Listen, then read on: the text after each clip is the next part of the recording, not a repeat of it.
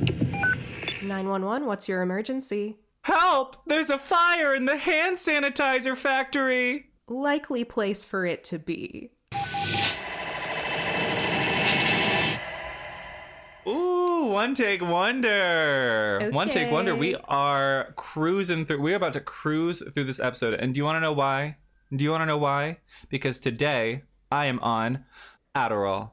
Yay, so excited for you. For the record, the reason I wanted to be the dispatcher in that call was that I'm sick right now and therefore have kind of a scratchy and nasally voice. And Ryan told me that I sounded like Jennifer Love Hewitt. So I'm very into that. So I don't want to oversell this. I said that Jane kind of sounds like Jennifer Love Hewitt.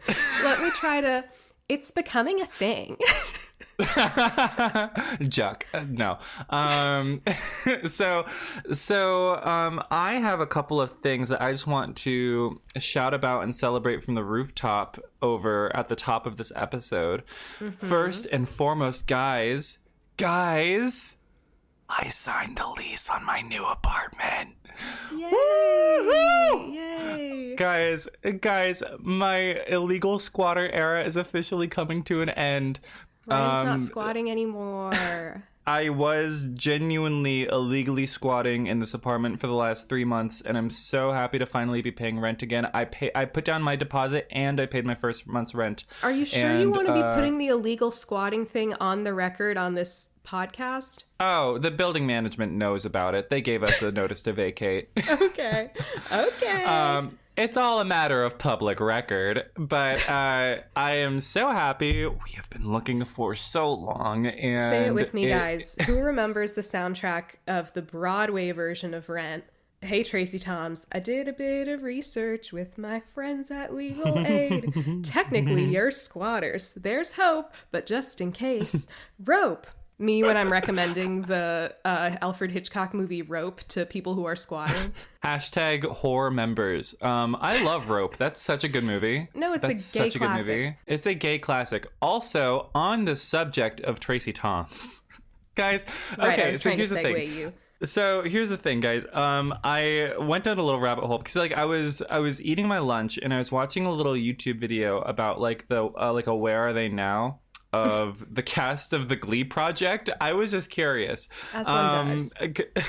And a very interesting thing happened when now for those of you guys who have seen the Glee project, which I assume is most of you, you'll remember in season 1 there was a contestant named Marissa Von Blaken, and she got sent home 6th, I think. And it was a huge upset because everyone loved her and she was very talented. Now, Marissa has had one particularly notable credit since the end of that show. And it's on an episode of MTV's Catfish. No, she wasn't the catfish, guys, she wasn't the catfish, okay? And she wasn't even the primary victim of the catfishing. She was like an extraneous victim because the primary victim of this catfishing was Rent and 911 star Tracy Toms. Oh, I was imagining like that someone was catfishing someone else as Tracy Toms, but no, she was the victim? Babe. No, she was being catfished. Tracy was it wasn't like a romantic catfish. It was a very interesting psychological look into obsession and celebrity obsession and attention-seeking behavior on the internet. I think this episode, I'm surprised, I'm shocked that I haven't heard anything about it before because I did not know this existed, and I don't think the 911 fandom knows about this. But that was a thing that happened, and I watched it, and it was fascinating. And there were 3 victims of this catfish. It was Tracy Toms, Marissa from the Glee Project, and Liz Gillies. What? And. Wow. And it was fascinating. I normally don't try to go out of my way to watch those kinds of shows that present these sort of really kind of depressing and sad scenarios about people's lives for TV, just because I find them very sort of morally questionable. But I do have like a morbid fascination with them, and I feel like the same way that you do. You just put out a video on, I want to say, a spiritually similar property. And please remind me of the name. I'm actually pulling up your Secret YouTube channel Eaters. so that I could. Secret Eaters, that's right. And it's kind of like a similar, it's kind of like a similar quandary of like, is this ethical? And that one, especially like going off of your video, having not seen the show, it seems like that the show was just definitively not. Yeah, I was going to say, I don't think it's really a quandary with Secret Eaters. I think it just is morally reprehensible. Yeah. Versus Catfish, I mean, it's like, I do think it's bad to like put people on blast on national television, but also like you did that, right? They like wanted to get to the bottom of it and stuff. Yeah. I mean, Tracy was the one who prompted Neve and Max, and you know, so that like that's a different sort of thing, right? But it was just absolutely fascinating, and I will say, Tracy Toms seems like a great person. She just seems like a really great human because she approached the situation with so much kindness and compassion that I was just really kind of blown away by it. Wow, Tracy, come on the pod. We're your come on the biggest pod, fans. Tracy. We are watching all your deep cuts. That would be a good Patreon episode. Tracy Tom's Deep Cuts. Tom's Deep Cuts. Fast forwarding to only her little parts in The Devil Wears Prada. But anyways, that's most of the housekeeping I wanted to do at the top of this episode. I think the only last thing to mention before we jump into it is that we have both caught up with season 9. As of now, this episode will release on Friday, so there will be the 4th episode out by then, but we've both seen all 3, and yeah, I thought they were pretty good. I agreed. I actually thought it was kind of like wall-to-wall bangers so far, and so I think I would have genuinely to rewatch, excited, like a little more attentively, especially like I always say this about the new seasons. I'm like, I think I'm gonna have to rewatch them, and then I never do. But like, I despite think your it best would help, efforts, right?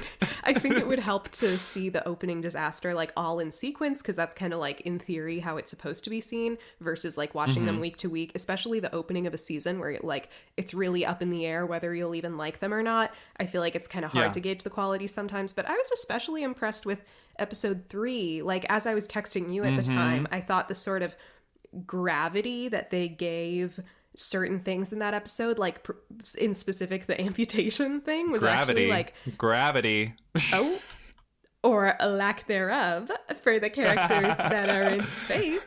But yeah, like the gravitas, I should say, that they gave like the amputation thing, I thought was refreshing. A wonderful, refreshing, cool drink of water after the last couple seasons of like nothing really feeling grounded in reality, even sometimes like very serious things, which gives it kind of this hollow, mean-spirited vibe.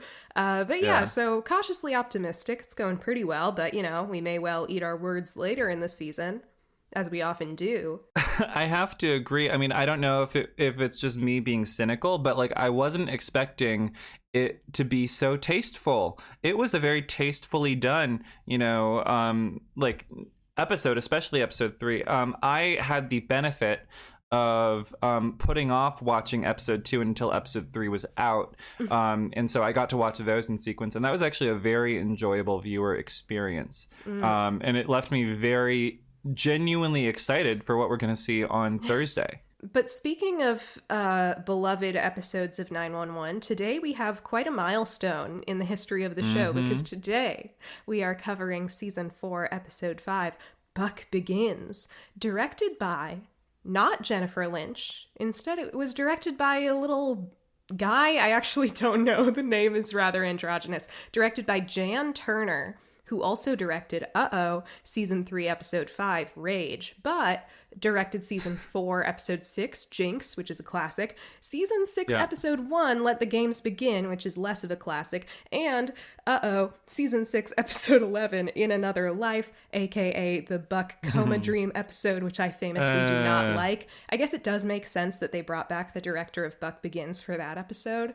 But that episode was like, in my opinion, had a lot of stupid directing choices, like all the Dutch angles and all the like corny music choices, character choices, whatever. But we'll get to that. This episode was written by Juan Carlos Cotto, who's an old friend. Yeah, and we love Juan Carlos. I'm surprised that you didn't clock that Jan Turner, in our discussion of episode 5, Rage, is the white South African lady whose parents were anti-apartheid activists. That's right. So good for her. I'm sorry I always judge her so harshly before remembering she has this kind of lofty background.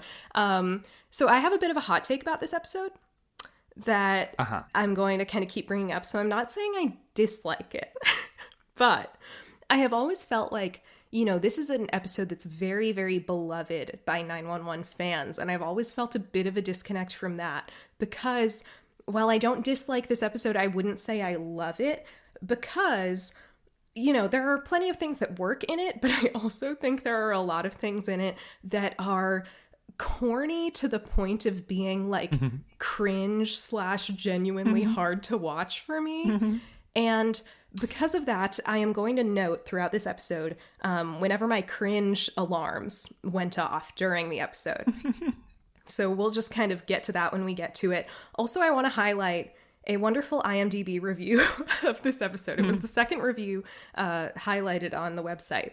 So it's from an account called It Nash, which I think is a hilarious 911 related username. It Nash. When you're Bobby, It Nash. So this person gave the episode 7 out of 10 stars. It Nash. This person gave the episode 7 out of 10 stars. They said, quote, "Great fire, but spoiled with all the flashbacks. Please stick to fire and medical problems, not the backstories." Unquote. As you can imagine, this Did review I write received, that? As you can imagine, this review received 5 helpful thumbs up and a whopping 37 thumbs downs. Now, here's the thing. I know this person would get absolutely crucified in the 911 fandom for saying that, but I do kind of get him. Like, I don't completely agree, but like, I think I have empathy for this type of take, especially with this particular episode. But you know, I hate to sound like irony poisoned. I feel like I'm often the one being like, oh, this thing that Ryan and everybody else found moving made me cringe. And it's like, I do appreciate earnestness and even corniness and stuff, but it's like, it gets to a point, you know? And even I have my limits. And, you know, call me cynical or whatever. But I guess I'll be that voice on this podcast. So again, I'll just let you know when my cringe alarm is going off. It's so fascinating to me to be on this side of it because we've been pretty aligned in our perspectives on the Begins episodes. Generally speaking, we both had similar feelings on Hen Begins, Chimney Begins, Athena Begins, Eddie Begins. Where we diverged was you enjoyed Bobby Begins again, and I did not. Right. Interesting. And so it's like me enjoying Buck Begins and you not. I also have to say that I can't get over the 37 thumbs down. It's like that guy in The Producers after Springtime for Hitler ends and he stands and applauds and everyone just starts beating the shit out of him. Yeah. This is like, well, that's why I have to respect this guy, is I see him as almost like a Christ-like figure. Like, everybody hated him because he spoke the truth, you know? They hated Jesus too. So, no, to be clear, again, I don't dislike this episode, and I think much of it is effective. To be clear, the parts of it that I think are less effective, I think are honestly, no offense to Jan Turner, I think they're largely direction problems. And so throughout this episode, I kept mourning the version of the episode that might have been had it been directed by Jennifer Lynch, like the other Begins episodes, because I have to say, I think she may have handled some of these things with like a more tasteful, not necessarily more subtle, but a more tasteful touch. And like, I guess we'll never know. Jan Turner is over, party. Jan Turner is over. It's like, I remember Jinx being a great episode, but that is like a more over the top kind of comic episode versus this being more serious. And I wonder if it's just sort of, maybe her style is kind of hokey. I mean, I don't remember the stuff in Rage being particularly hokey. Like, we didn't like it for various reasons, but like direction wise, it wasn't like corny, I don't think. Yeah, it wasn't corny. And I have this thing to say at the end, which is like, I get that Buck is a corny and earnest character. So like a Buck Begins episode was kind of always going to be corny and earnest. But I still think there are points where like I would have liked it if they had reined it in a little bit. But we'll get there. I want to get into the episode. Just that's my opening hot take. I could match your preface by saying this is not my favorite episode in the world. It's not my favorite Begins episode, but I will say that most of it worked for me, and I did enjoy watching it. You know what I mean? Yeah. There were directorial things that I also took issue with, and there were honestly... there were a couple of moments that I found myself sort of disagreeing with, especially towards the end. And I think you know what I'm talking about. I think I do too. And at the same time, like I bought into it. And so that definitely boosted my enjoyment of the episode by just sort of allowing myself to like say, you know what, this is a Buck episode. We're going to get a little earnest. We're going to get a little corny. We're going to get a little cheesy, and we're going to enjoy it. Okay. And I indulged in it, and that was healthy for me. One last hot take. I think perhaps the reason that this episode is like put on such a pedestal by like the online 911 fandom might simply be that, as I have said from the beginning, as I said in my first 911 video, Buck is everybody's special little baby boy that they love more than life itself. He's like their style Stilinski, and everybody loves him, and they want to put him in a little baby blanket and give him a pacifier and rock him to sleep at night. And I think, kind of regardless of the quality of the content given to that, this is why people like the Buck Lightning storyline, even though it sucks. Regardless of the quality of what's given to them, they'll lap it up like little Buck-loving slop pigs. Sorry, I didn't. And what do you want me to do rude. about that? What do you want me to do about that, Jane? You want me to change? You want me to change for you, huh? No. Well, I'm not going to do that. I'll never change. The way you are. Just like Buck's parents should have loved him. So, with that being said, let's get into the episode. Devastating. I am truly so sorry I said the thing about the pigs. That was really mean, and I was just kind of spitballing, and also I'm sick right now, and I kind of feel like I have a fever, so don't take anything I'm saying too literally. She gets the pass this time. But we open in the year, guys. Ever heard of a year called 1996? Let me tell you about it. I literally wasn't born back then because I'm just so young. Neither was I. So this is a world before our existence. So we're gonna have to stretch our imaginations a little bit. But picture it. Just picture it. The Nintendo 64 is everywhere. We're in Pennsylvania. The movie Scream has just been released. Yes, and we're in Pennsylvania. And a little itty-bitty little 8-year-old Evan Buckley is learning how to ride his bike with his sister. She's teaching him. I will say, I think the casting of the child versions of Buck and Maddie are so spot on. Especially this young Maddie. I thought I wouldn't be surprised if this actress like studied Jennifer Love Hewitt on the show or in her other projects, because it almost felt like she was doing like a pretty good impression of like her mannerisms, and I thought that was impressive from like a child actress. Okay, so here's the thing. I hit a wall of cognitive dissonance with the child actor because that's not what JLH looked like in 2004. That's not what she looked like in 1996. And we know this. We just watched it. We just watched it. Subscribe to our Patreon to hear us talk about I Know What You Did Last Summer, Vampire in Brooklyn, and The Cleansing Hour. Oh, God. The first two are great. The third one was a movie. It sure was. And no one can say it wasn't. But Maddie, allegedly, Maddie is teaching little Evan Buckley to ride his bike. And Listen, it's not young Jennifer Love Hewitt, it's young Maddie, okay? Suspend your disbelief. And Buck, should we call him Evan? No, we're gonna call him Buck. Evan has been ruined. Yes, it has. Oh God.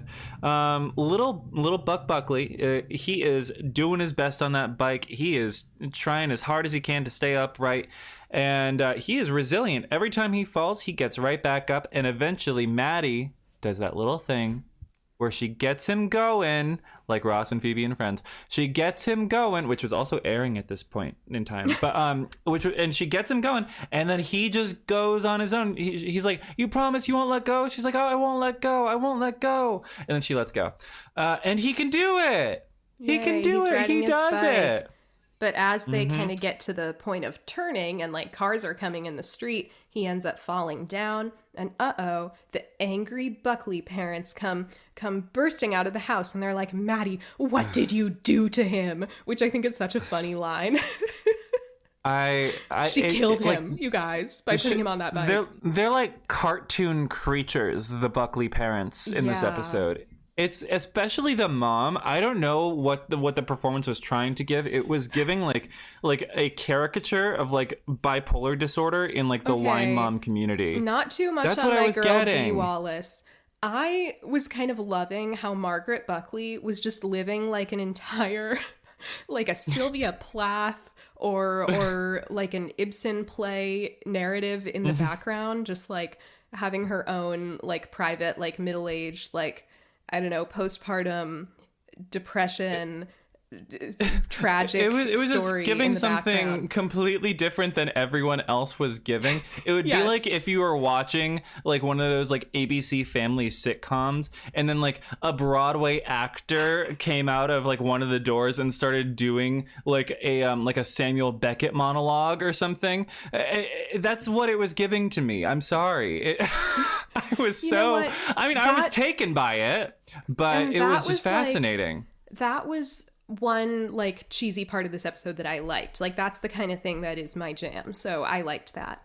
Okay. Well, they're being cartoon supervillains all over these kids. Yeah, of course. They're like, "Where did you get that bike? Where did you get that bike?" She's like, "I dug it out of the garage."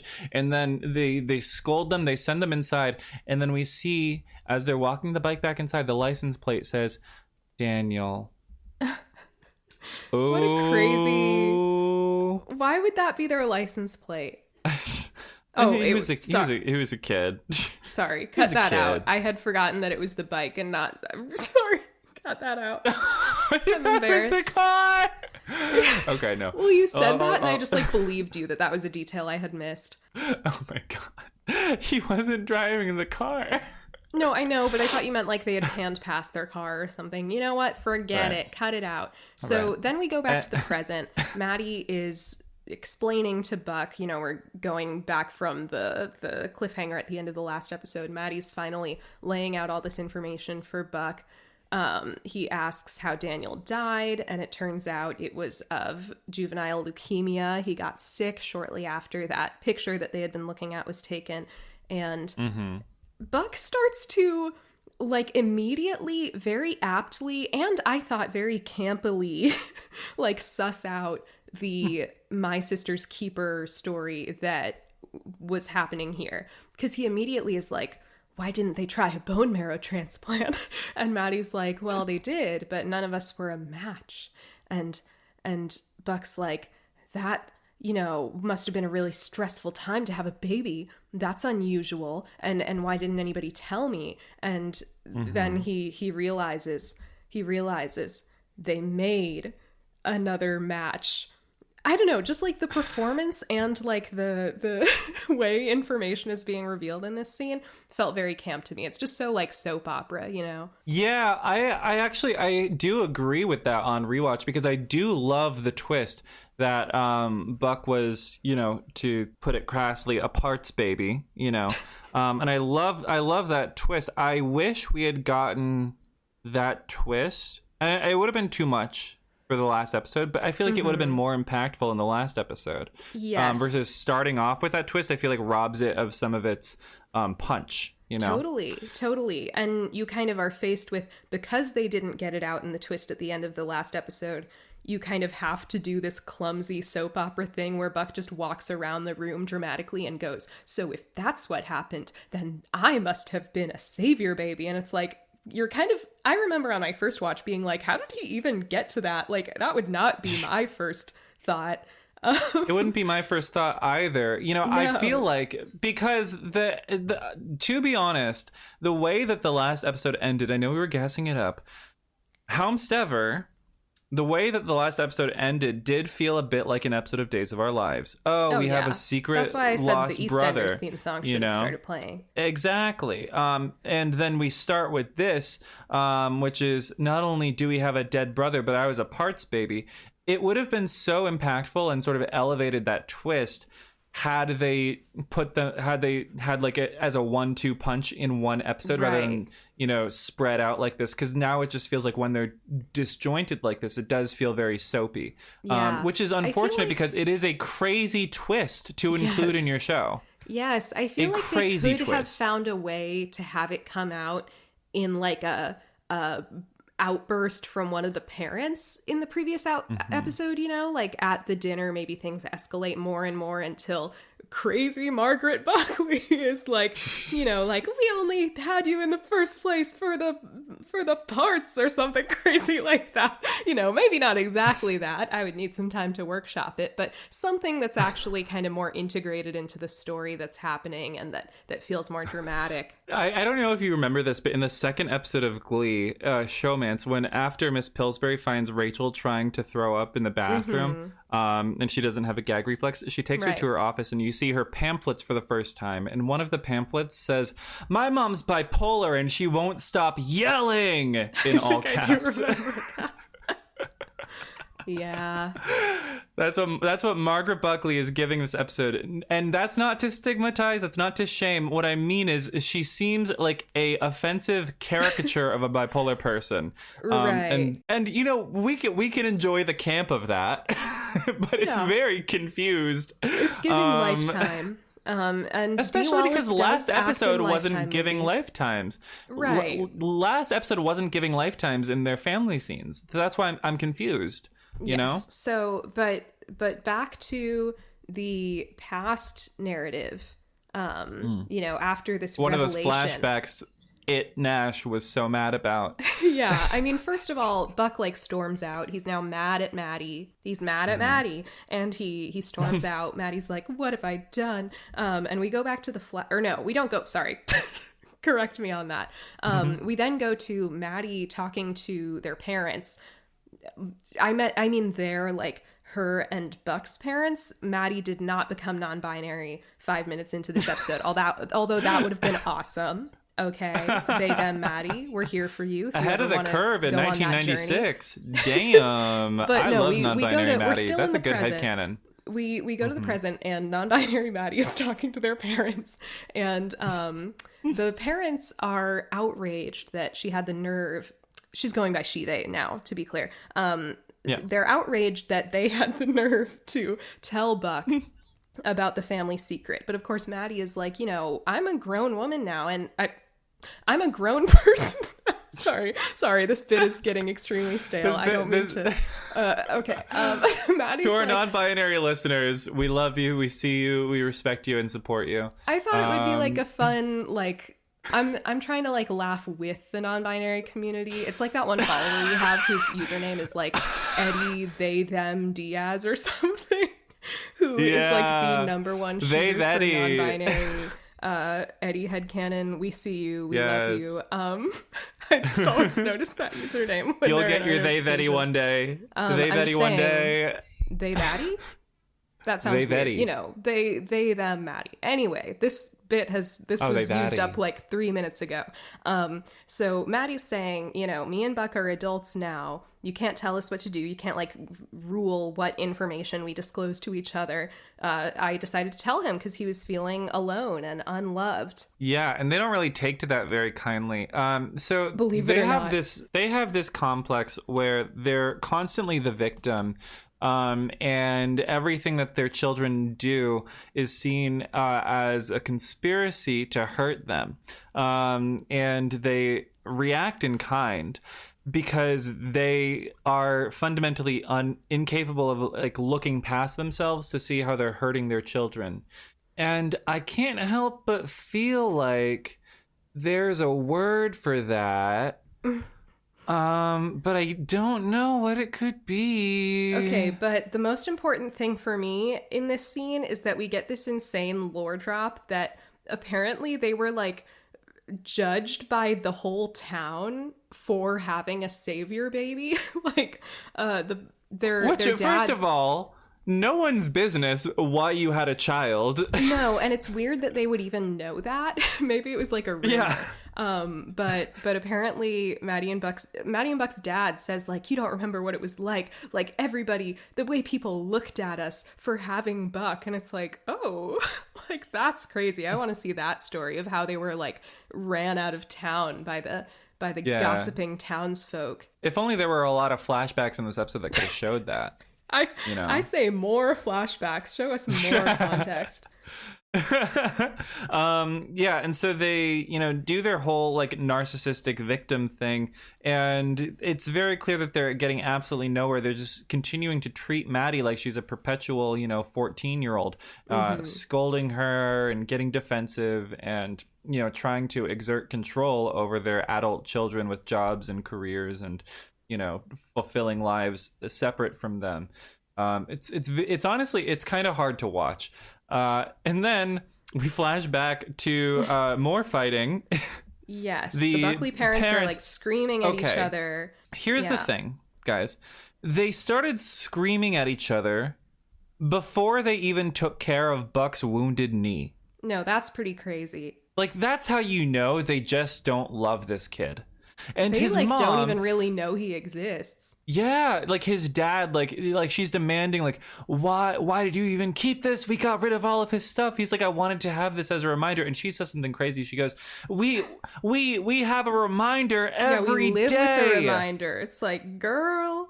They're also saying all of this in full presence of Buck. Like he is overhearing all this, which like, I get that as a kid, he couldn't necessarily put all the pieces together, but it's like, damn, if they were being like this careless for his entire childhood, you'd think he would have figured it out for himself. But, speaking of Smash Mouth, which we'll start playing shortly after this, Buck wasn't always the sharpest tool in the shed.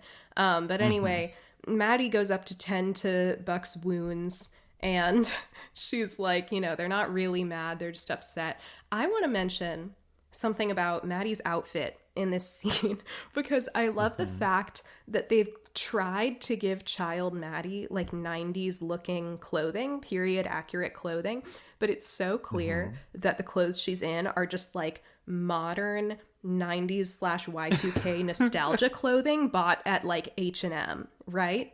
Yeah, it does look like that now that you mention it. And like, you can kind of tell almost by the quality of the clothing. Like, I look at that green ribbed sweater and I'm like, oh, that is so obviously made out of polyester or acrylic rather than like the cotton or wool it would have been made out of in the 90s. Yeah, it does have a very like synthetic, cheap 21st century feel to it, doesn't it? Yeah, that actually does kind of like make it dip into the uncanny valley a little bit. Because I was watching and I was like, something's kind of off about this. I don't buy this as 1996. Yeah, it's like, and I couldn't really put nitpick. words I know to they it. have to produce like 1 million of these per year, and also this was during the COVID season, but like, it's not that hard to just go to a thrift store and try and source some more accurate stuff. But what do I mean, doesn't Jennifer have anything from the 90s that this girl could have worn? That would have been cute if they got some authentic JLH childhood clothing.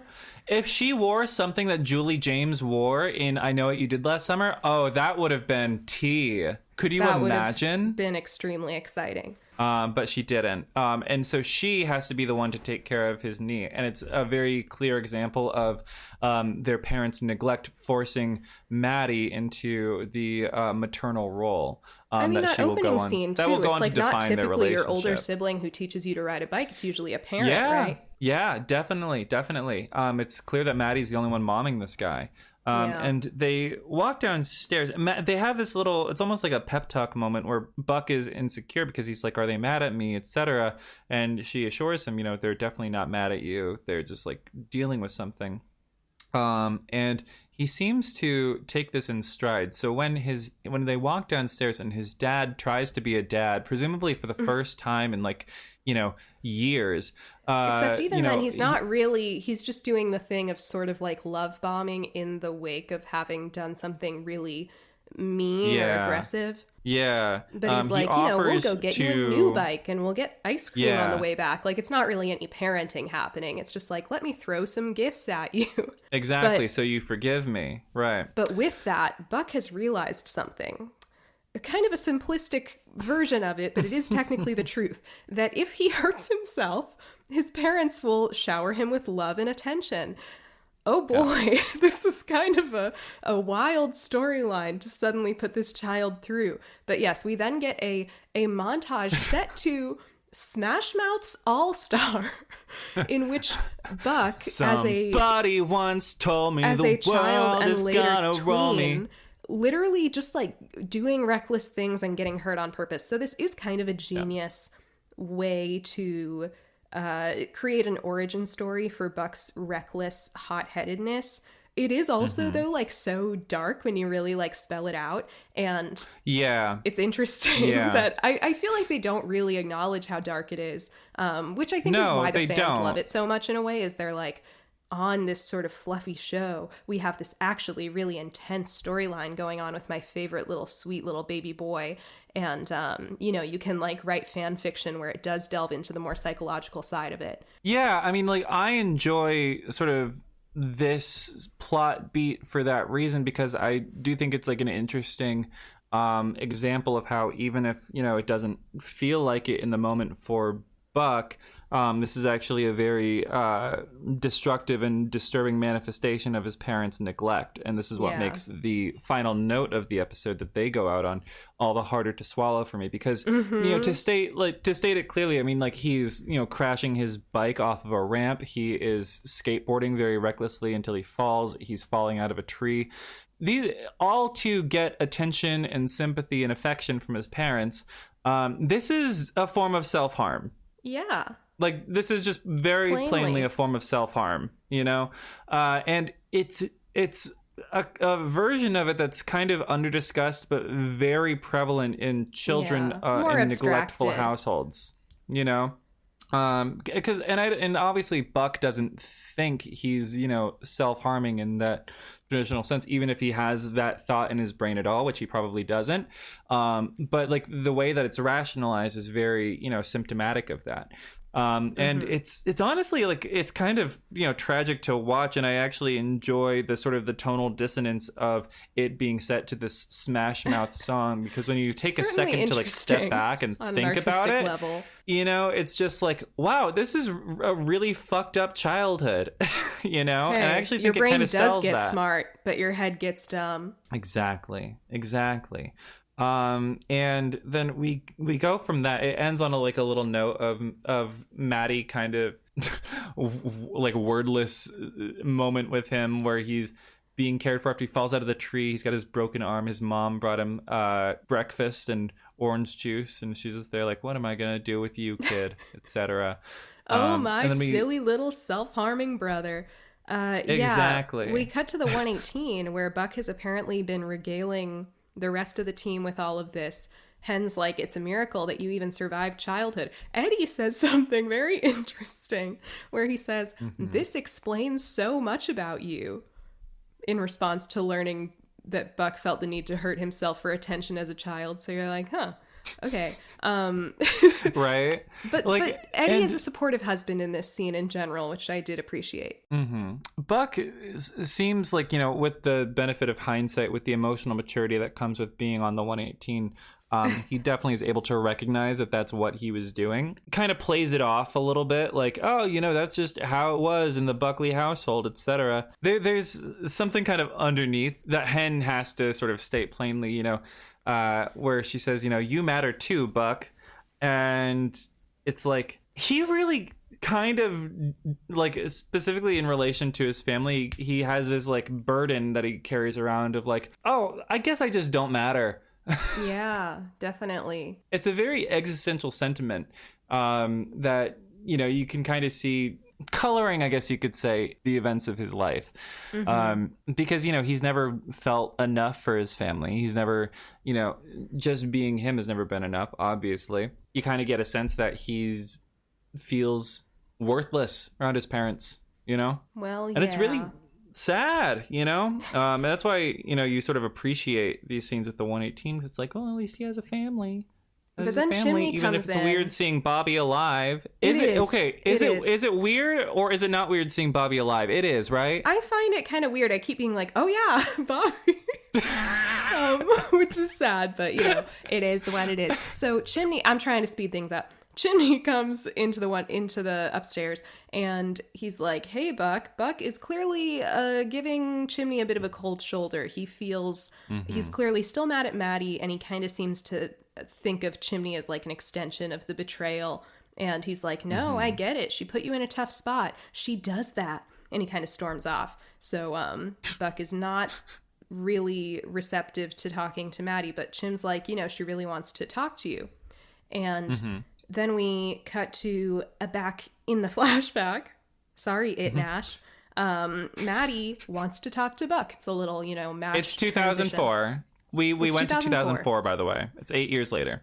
Buck is a teenager, and he's in her car, etc. She drives a Jeep, which, first of all, we knew Maddie was a Jeep girl, did we not? In her teen years, it's cute. Like, she gives such Jeep energy. Buck, he's in trouble now because he tried out for the football team.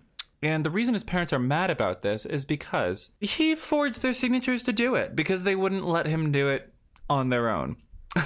And that was found out, apparently. And Maddie is trying to talk some sense into him. And we get our first Doug mention of the episode. Yeah. Maddie, you know, she gets a call while she's picking up Buck, and it's from Doug. And you already start to see some of the controlling, manipulative tactics, where he's like checking up on her location, etc. Like constantly, like basically tracking her. And like Buck gets the ick so hard and so fast and so presciently, and Maddie's like, no, it's sweet, he just cares about me. Yeah, Buck is very kind of has always had this interesting innate emotional intelligence where he's like, it's weird that guy wants to know where you are and what you're doing at every second of the day. I don't like him.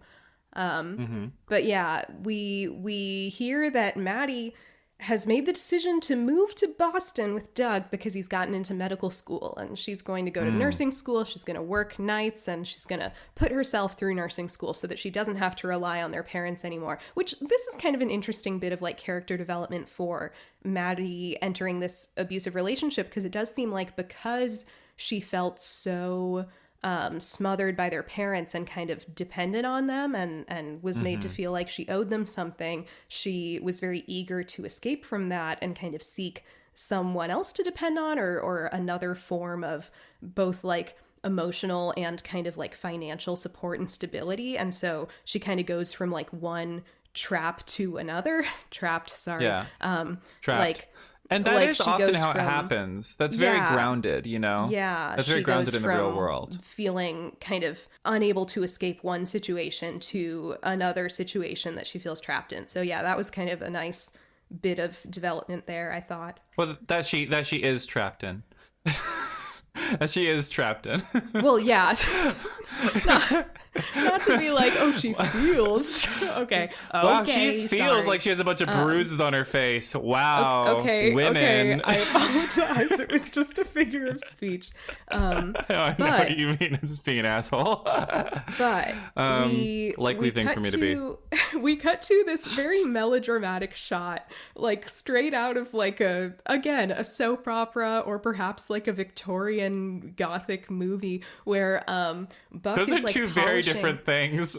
Well, I'm sorry. you know, women's pictures, etc., etc. There's like a connection there. But that's true. But Buck is polishing the fire engine, and he's looking at his face contemplatively while he polishes it. And Maddie comes up behind him, and she's trying to connect. You know, she's like, I just wanted to make sure you were okay. But Buck is still not having it. He's like, I can't believe you kept this from me for 29 years. Maddie eventually is like, I think it's weird that you're here, working. Maybe you shouldn't be. And Buck is like, you're not going to take that away from me too, which is like, okay.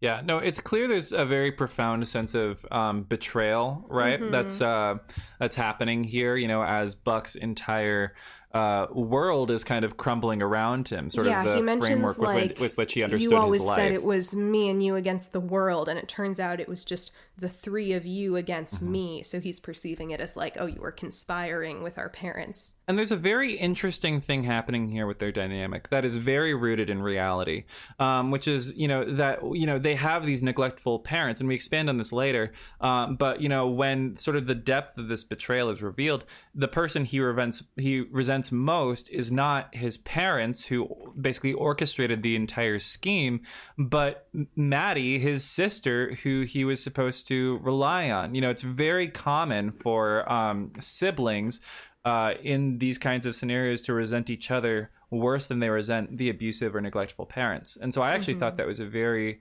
smart and insightful direction to take their relationship. Yeah. And they explain it in like a very kind of helpful, real way towards the end. But suddenly, this whole thing is interrupted because they get a big fire call. It's time to get in the fire truck and respond to a fire. And finally, they're fighting a fire. Finally, the 118 responds to a fire. You guys, this is one of the funniest calls they've ever had to me, because they get to this giant like warehouse on fire, and the incident commander or whatever is like, yeah, so this is a hand sanitizer factory and it's on fire. It used to be a perfume factory. Then during COVID, it turned into a hand sanitizer factory, like didn't register its new stuff. So it is full of fuel, full of flammables. Yeah. We don't have a record of where any of them are. And this is just like the worst case scenario that could possibly happen. They're walking into a minefield of alcohol. Oh my God. Like they might as well be like, a tequila factory or something. Yeah, but even worse because like factory. Because they go in and there's just like barrels of like, glycerin and like loose bottles of alcohol and like lighter fluid everywhere. I just think it's so funny from like a writing perspective to be like, what's like literally the worst shit we could possibly have them walk into? At that point, you don't even like go in. You just entomb the damn thing. You drop a giant dome on it, like the Simpsons movie, like that thing around Chernobyl. Everyone who's still in there, but I'm not going in that thing. Yeah, that's why we're not the firefighters. That's why they're the heroes, and we just make a podcast. We just talk about them. Although honestly, I've seen horror stories on the internet where there have been firefighters who also wouldn't go in there. So what do I know? Actually, Bobby... I don't know. I'm gonna cut that out actually because I don't want to slander firefighters. I just met a firefighter the other day at my job, and I swear to God, it was like meeting a celebrity. No, First literally, of all, he was huge. My grocery store is right near a fire station, and so we kind of have like fire and EMS and whatever else. Like there's a fire his title on his uniform is like fire investigator, which I don't really know what that means, but we have these guys come in all the time, and I always see them and I'm like, ooh, just like on my TV show. Well, it's like that thing that you texted me about a while back where you're like, oh my God, I saw a Dalmatian in a coffee shop. It was crazy. No, literally. I mean, you never do see Dalmatians, so that was exciting. Yeah, I keep an eye out for them now because like I see like a couple every now and again. I think there's a guy who like lives near my work and he has a Dalmatian, and so I'll see him walk it sometimes. I'm like, oh my god, there it is. Hi. Yeah, but Bobby says something during this scene which is quite tragic, which is he's like, Eddie and I will be joining the 133. Buck, Hen, Chimney, you guys go join this other fire squad. So, that's so sad because that's Buck's emotional support, Eddie. And honestly, I get why they had to split them up here, because I feel like if Eddie had been in the Buck group, like what happens would not have happened, Loki. He wouldn't have been allowed to go off on his own, Eddie would have gone right with him is the thing. And then it wouldn't have been Buck Begins. It would have been Buddy Begins. Stop. And we can't have that. Yeah. We can't have that because Eddie would have gone right with him. And, you know, we sort of get like a shot of like Buck looking like conflicted and like he's got a lot going on inside. He's pushing it down. But then another flashback. Back to Another 2004. flashback. Back to like 2004. The same day as before.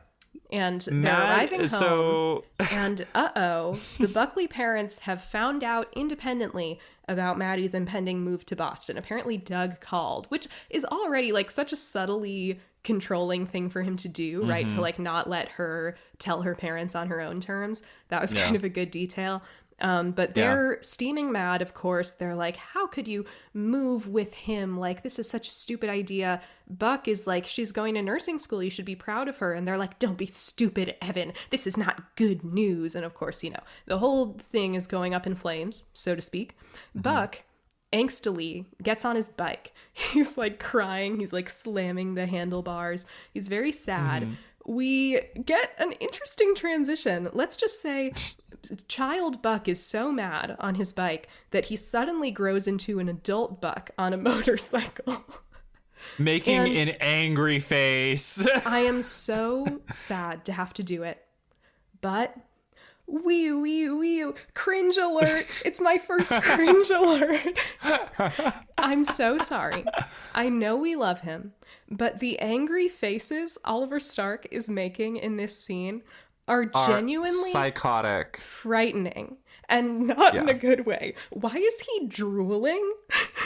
He's like, he looks because like, he's going fast, because it's very intense, because he's a big boy who's mad. Did you guys ever see that TikTok of that guy who's like, hey, I know how to make any baby smile. Show this TikTok to your baby. And then it cuts to him making this like insanely like deranged. He's like clenching all the muscles in his body, like looking at the camera with bloodshot eyes as drool trickles out of his mouth. Anyway, and the joke is like it's very scary and would make a baby freak out. That's what Buck looks like in this scene, like unironically. I just thought he looked like the Hulk. I'm going to be so honest. I thought he looked like the Hulk. And you know? As we know, we like Oliver Stark's acting. Sure, he can be intense, but he's usually good. So I thought maybe this was a direction problem. Again, I feel like Jenny Lynch would have kept it tasteful. So what do you think Jennifer would have said, like to direct his face acting instead of Jan? That she would have the sensibility to say, okay, Oliver, you're at like a 5 million right now, and I need you to bring it down to like a 7. But who knows? And then he would just start brooding. Which would be perfect for the scene. And he'd be like, good job, Jenny, you're a good director. I agree. But Buck crashes his motorcycle because he's so angry. And that's not good. And by T-boning an SUV, T-bones an SUV, crashes. It's probably bad, but we find out later it's not that bad. And but then back to the present, they're like back to the open coming the through. It's burning down. Yeah, this is a crazy fire, y'all. The hand sanitizer factory is aflame. So they, like I mentioned before, there are like loose barrels of like, you know, nitroglycerin and like flammables and like what looks like, you know, little mini jerry cans or whatever. It's ridiculous. Like, these people are heroes. I would like, not only would I not like step foot in that building, I'd probably quit. I'd quit the job right there. I'll be like, sure, I'll be a waiter again. It's fine. I have bartending skills. They are running headfirst into a grisly, gnarly fire that looks very expensive, very well done on the production side. But what matters you can just really tell that they put a lot of money and effort into making this look very intimidating. It's Buck Begins. Okay, this is one of the biggest episodes of the season. Gotta give it a big budget. But what matters is Buck sees a doorway with some wet towels under it. So he's like, people put these towels here. There must be people inside these doors. So they get through, And I was kind of losing track of like the actual minutia of the fire scene, but what matters is they get some people out, and Buck realizes that there's like one last person trapped in there. And somehow he convinces the team to leave him alone in this situation, which seems like a little hard to believe, especially with the way people usually respond to his reckless ideas, but they're basically just like, you're right, Buck, we should leave you alone. So basically, what's happening is there were 12 workers that were unaccounted for when they evacuated the factory. They find 7 of them, and Bravo team or whatever, they find 4 more. However, in the process, like 2 of their guys have to go to like the infirmary because of flames and such, leaving 1 head unaccounted cowards. for. Now, they get the evacuation order from the fire chieftain or whatever. They're, it's like there's 1 person left unaccounted for. And so Buck, being who he is like, nah, honey, that's not going to fly. And he says to Hen, who is acting team leader, by the way, write that down, because the writers of 911 most certainly won't. He basically makes the case to her that he goes and looks for this 1 person, and she's like, yeah, babe, I got you. And then he runs off while they are evacuating the 7 people that they find in the closet. Just like Buck. And so he runs off in his Buck little way, and then we go to 2012. I didn't notice it until just now, but these time skips are happening in intervals of 8 years, and that seems intentional because 2012 is 8 years before 2020, where we currently are in the timeline. Must be. So...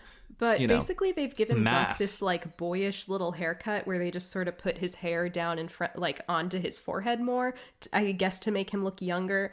It's not really working. It kind of just makes him look more British, in my opinion. Yeah. But it's not Ben Platt, Dear Evan Hansen bad. It's not that bad. But like you are kind of confused. Like, is he supposed to be like 19? He doesn't look 19. I remember they said a year at one point that made me think of the math, and I think it was maybe like he's like 20 or 22 or something, whatever, it doesn't matter that much. But like if he was 26 in 2018 in the first season, then that would make him 20. Oh God. Wait, that would make him 20. Yeah. So he's like 4 years younger than us, which is funny. But yeah, he has gotten patched up from his motorcycle crash. How old do you think I am? Well, you're like a year older than me, right? Right. Okay, so 4, 5, average of 4.5 years younger. I'm almost 25, whatever. But he's gotten patched up from when is your birthday? I don't think I know December this. Sorry. 2nd.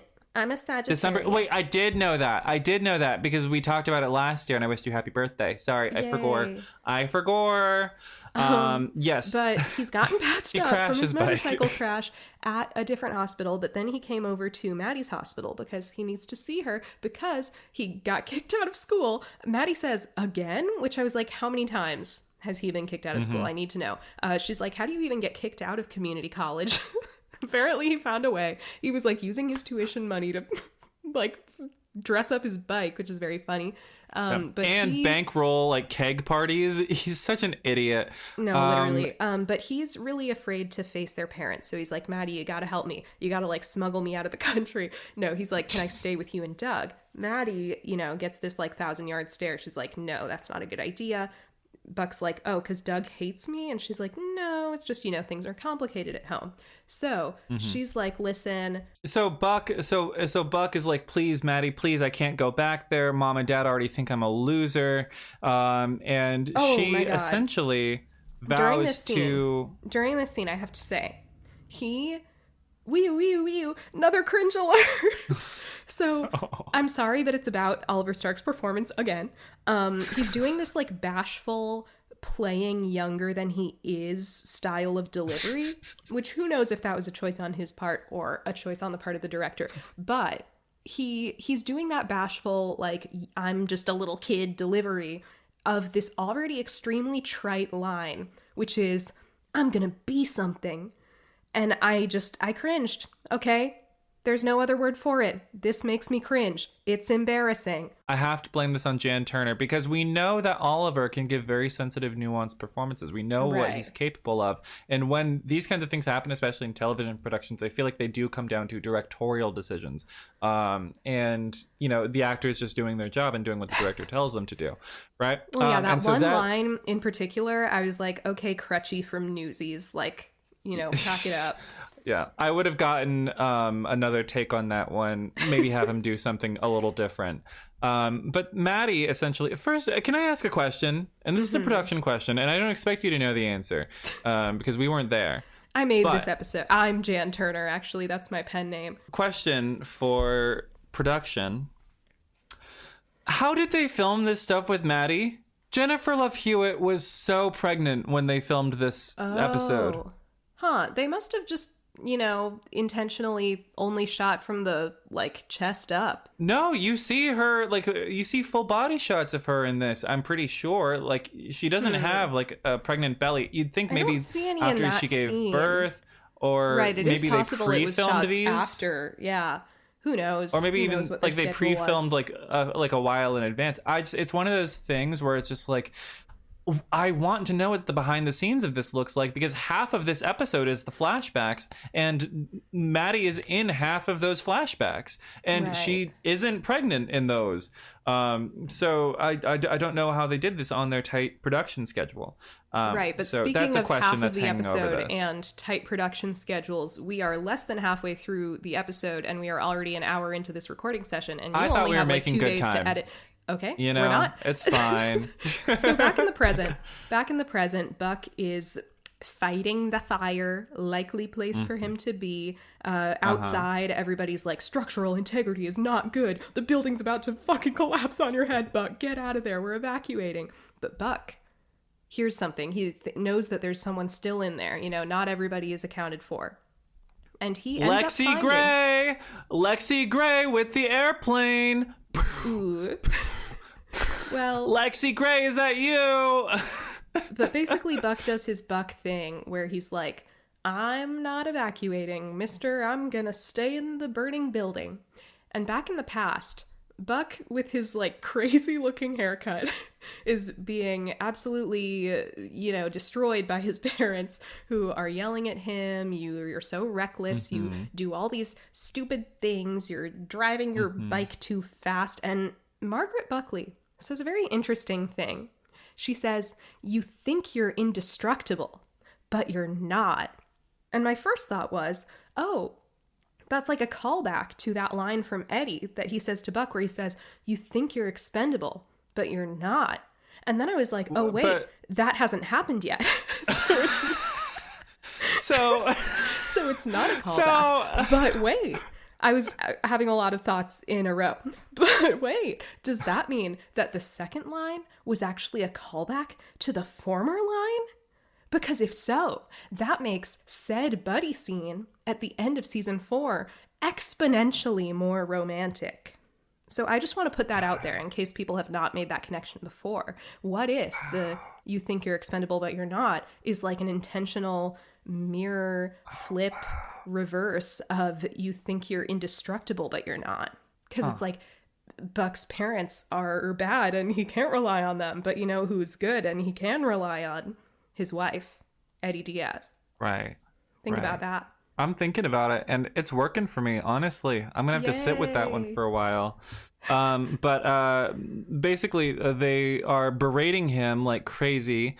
It's ridiculous. And Margaret, in her little Ibsen play, is like, people die, children die. And Buck's like, what's that supposed to mean? This woman is fucked up. I'm sorry. She is fucked up. You can't ask me to care for her. I don't. No. So whenever I think of Margaret Buckley, I think of this line that Maddie says much later on in the show. I forget which season, but she says, like, she's talking about postpartum depression. And she's like, you know, a lot of people have it. I'm pretty sure my mom is still going through it. And it's like, that's it. That's kind of what it seems like is going on. right in the nick of time, who should pull up in the driveway to save him from this scolding session about Maddie in her Jeep. In the Jeep. Styles Stilinski saying, "You didn't think you were doing this without me, huh?" And then Derek's there and he goes, "Or me." And it's the Teen Wolf finale and everyone's asleep because the Teen Wolf finale was bad. Well, I didn't think it was that bad. And so he goes out to meet her. Like They're in the car. He's like, "Oh, thanks for getting me out of there. You really pulled up in the nick of time." And then she stops the car. She makes him get out. And then she gets out and she gives him the keys. She shoots him in the head. She shoots him and watches him die. No, she gives him the keys. And he's like, "Fucking what? Excuse me?" Does Doug know about this? Question mark hanging in the air. She's like, "Let me breeze right past that question and give you some money to get you started. But you need to get out of here. You need to leave. You need to, become a stripper and entertain them. You need to leave." Sorry. Yes. I just rewatched that. She's like, TikTok sound. You can go on the run with my car, and Buck and is my like, money. And my money. Honestly, sounds like a great deal. But Buck is like, "Listen, I know." Imagine she reports him for like burglarizing her or something. It was all I was robbed. The perfect crime. Buck is like, "I know what's going on with Doug. Like, I know that your marriage isn't perfect." And she's like, "Yeah, like no marriage is perfect. Like I told you, it's complicated." And Buck is like, "What if you came with me? What if we went on the run together, just you and I against the world?" And at first Maddie's like, "No, it's too crazy. It would never work." But then with a little prompting, she's like, Okay, I'll do it. It's actually a very moving scene. I like this scene a lot. It's funny because there are a lot of scenes in this episode where I felt that the music and music choices were very overbearing. I feel like this was a scene that for me could have actually used a little bit of like a driving kind of, building, inspiring score. And if I remember correctly, I think it either doesn't have music or has like very understated music. So that was weird. That was another kind of direction thing where I'm like, the use of music in this episode is weird. So I'm going to push back on that and say I didn't have a problem with that. And then I'm just going to leave it at that. I thought the scene was... I thought the scene was quite well done. I appreciated the process of Maddie sort of accepting this idea and buying into it. And actually, you can see a bit of excitement in her eyes, at the prospect. And then sort of reality coming crashing back in later. There was just like something where I was wanting like a little bit more like cinematic drama from it, whether it was music or just like the intensity of the performances. Are you nitpicking because you're sick or because you just don't like the episode? I'm nitpicking because this is a scene I liked and I'm being a good teacher and demanding more from a student that I know can offer more. Jan Turner? Yeah. In this one scene, yes. So anyway, Maddie's like, "Yes, I'll go with you. Like, just give me like the night to figure it out. Like, and I'll go with you." And you're like, "Okay, shit." But we cut back to the fire. Buck is yelling through the fire. Is anyone there? He hears some clanging. So he's like, "Ooh, I hear you. Keep making that clanging noise. Keep clang, Lexi clang, Gray, clang like the trolley." Lexi Gray under the plane. Lexi Gray. And he finds this guy named Sally. And wee, cringe alert. This guy that Buck saves from the fire speaks in like Joss Whedon-esque quips for some reason, and it drives me up the fucking wall. This guy can't just say a normal line. He's just got to be like, Buck's like, "How are you doing? Can you breathe?" And the guy's wearing like an N95. He's like, "This is helping. The fire is not." And then like later they're like lost in the fire. And he's like, "I believe we are both lost now." Later, like, Buck's, they're gonna, like, climb over something, and Buck's like, "Think you can make it?" And Sally's like, "I would like nothing more than to make it." Later, after, like, Buck unsuccessfully tries to save him, sorry, I wrote down all the examples, Sally's like, "Thank you for attempting to save me. It appears this vat had a different plan," because, like, a vat fell on him. And, later, Buck asks him, "Are you okay?" And he says, "This is a relative term, but I am all right." And I was like, bro, stop being so witty and facetious. It's like millennial core cringe. It was driving me crazy. I did notice that. I did feel like, there was going to be a burst of flames behind him, and he'd be like, it's right behind me, isn't it? It was just so weird and so like out of step with not only the rest of the episode, but like there's an explosion. Like, you saw that, right? No, it was like so annoying to me. I noticed this actually the last time when I was rewatching for my video. I think part of the reason I really noticed the cringe in this episode is that the last time I rewatched it, my mom happened to be staying up for a little bit while I was watching it. And she like insisted on like staying there for most of the episode. And I was like, when you're watching it with someone with fresh eyes, everything becomes exponentially more cringe and more embarrassing. And it's like, yes. Oh yeah, I forgot that I like this show. I can't believe that you're seeing me enjoy it. In this episode that I find embarrassing that I think I find more embarrassing because I had to see them through somebody else's eyes too. And I remember during this guy's scenes, I was like, please be done. Because I don't want my mom I know what you mean. Watching these stupid jokes. I know what you mean. That's definitely happened to me. I've seen something that's been very powerful or affecting, and then I watched it with the wrong person, and they just ruined it for me forever. But to be fair, I don't think I ever really loved this. I think that just sort of woke me up to some of the things I found embarrassing about this episode. So what I'm saying is I empathize with you, Jane. I did not like this guy, and every time he was on screen, I wanted him to shut the hell up. But back in 2012, Evan comes into the emergency room, guns blazing. Gross. And he's like, "Hey, gay nurse that's friends with Maddie, where's Maddie at? I was supposed to pick her up here, but I can't find her." And the guy's like, "Sorry, man, she left this letter for you."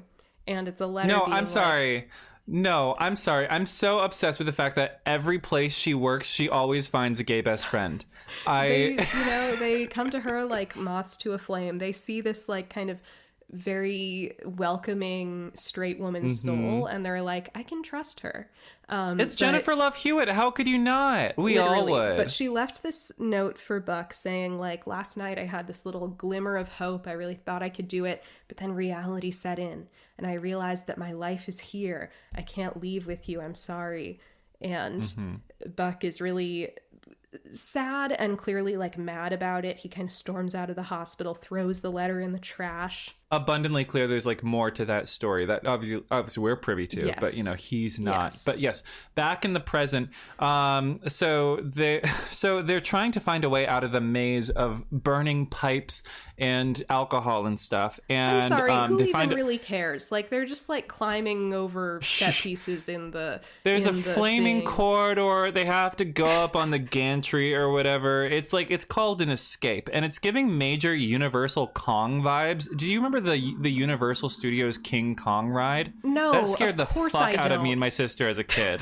It I was never went to any so theme terrifying. parks with my parents because we were lame and nerdy, and we only went to the Stratford, Ontario Shakespeare Festival when I was a kid. So who are you right now? I'm sorry. I know. I but can't. The relevant thing to get from that scene is at the end of it, there's a giant fucking explosion that ruins everything because they're in a burning factory full of hand sanitizer.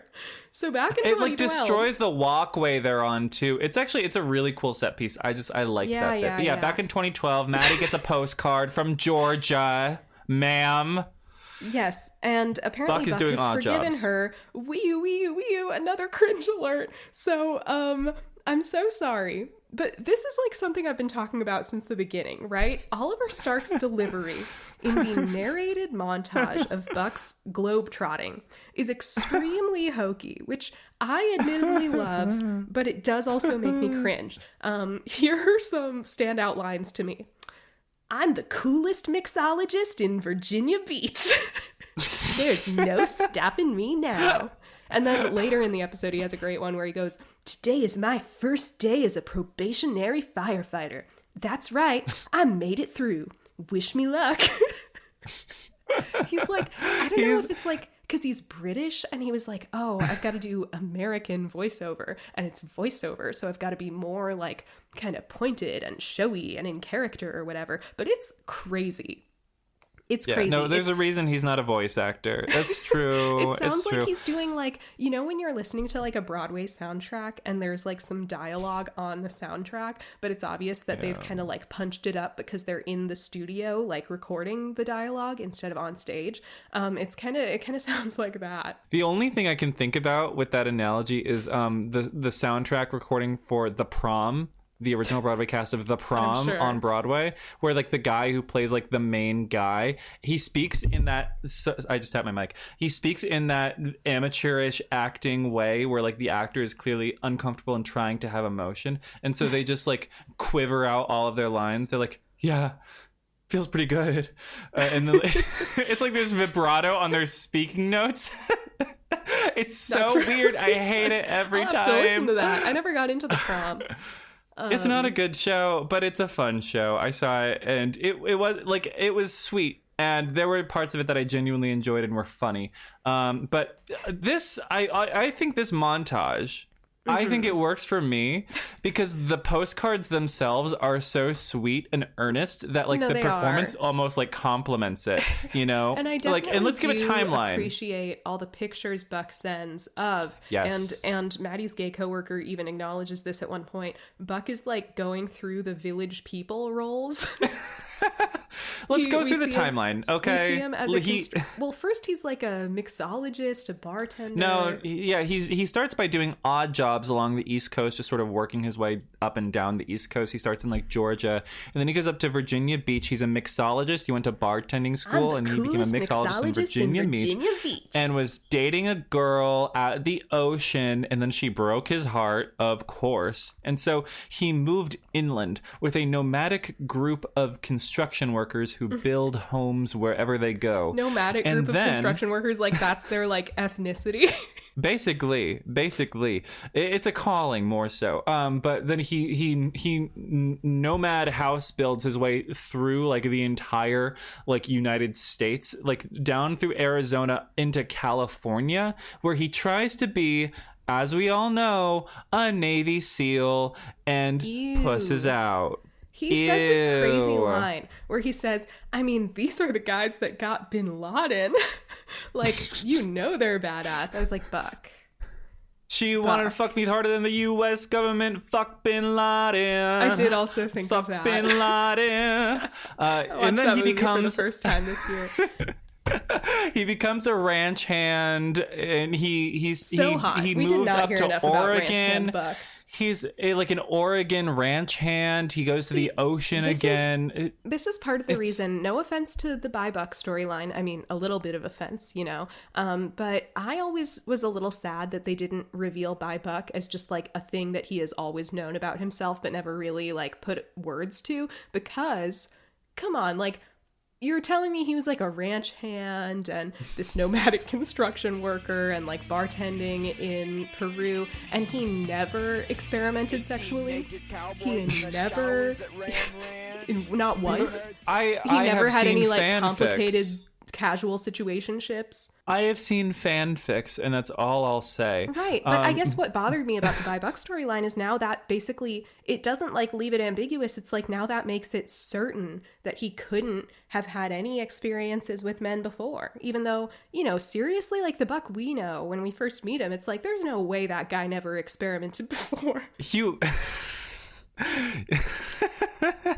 We both know what denial feels like. We both know how deep in the hole you can get, kinda, sometimes. Yes, but that doesn't make sense to me for Buck. Then you know what? Write your own story, Jane. Write your own. It's time. It's time. Jane fanfic writer era. I'm expecting toxic, tortured yaoi involving, you know, a ranch, involving like sort of like it's too late like for DIY me. cocktails. It's too late for you know, me. It's too late for me. I think not. I think not. But he's in the PNW. He dips his toe into the PNW with Oregon, and then he gets as far away from it as physically possible by going down to Peru, where he works quit the Navy as a SEALs, mixologist. because as we already heard on the show, they just wanted robots, and it wasn't for him, blah, blah, blah. So he went to Peru, because one of his old ranch hand buddies tends bar down there now. I'm going to be a mixologist again. Guys, it's time for Peruvian bartender Buck, hair and puka shells and all. That and he's wig. serving... That wig. What is wrong with them for putting him in that wig?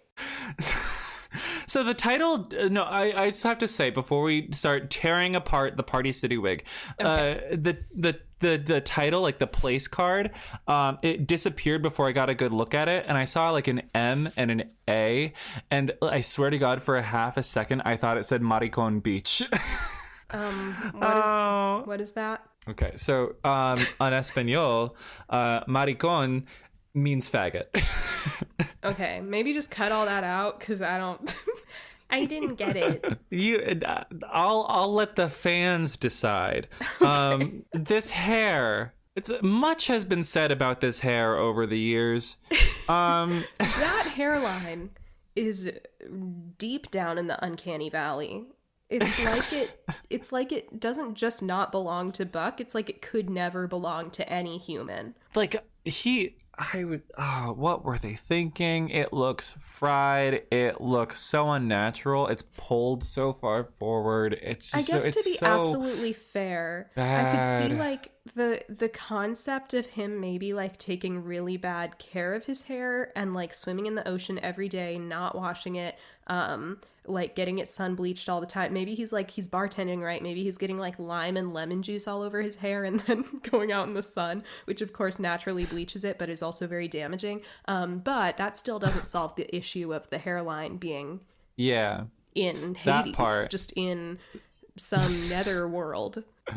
And the kind of unnatural like swoop it all takes. The unnatural swoop is bad, and the color itself it's like a weird sandy blonde that completely washes him out, despite the fact that he's supposed to have a tan, and it just doesn't read at all. Like, it would have just worked so much better if he had his natural dark hair. I can see why they wanted to do something different, especially because he's got a tropical shirt on. He's got the puka shell necklace. He's behind the bar. If they had just taken some of that like Halloween spray color in the color blonde and put it in his real hair and not given him fake hair, like what was wrong with doing that, right? Imagine if they gave him highlights. Imagine if they forced Oliver Stark to get highlights for one scene. They should have given him frosted tips, because that kind of feels like the energy they're going for. Anyway, I mean, it was 2012, so that was deeply out of style, but I see the vision and I love that. Even more out of style. Oh, it was 2015. You're right.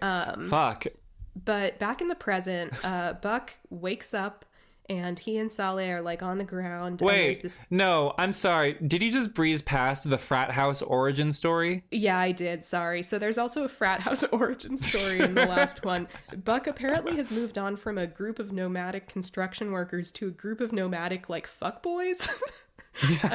And Connor, you know, this is a big Easter egg. Connor of future sperm donor storyline fame. Oh, that is Connor. I think it is, yeah. He tells Buck, like, we've got all these weird guys who travel around in groups, like, hooking up with women and playing beer pong and whatever. You should come join us. We're going to California next.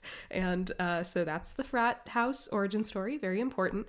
One day, Buck will walk around with bare feet, getting crumbs all over his feet in that house. And also, in this next scene... Sorry to just transition, but in this next scene, Buck and Sally wake up. You sound like non-binary Maddie. Sorry to just transition. Sorry.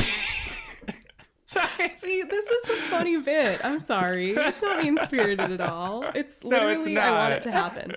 I do too.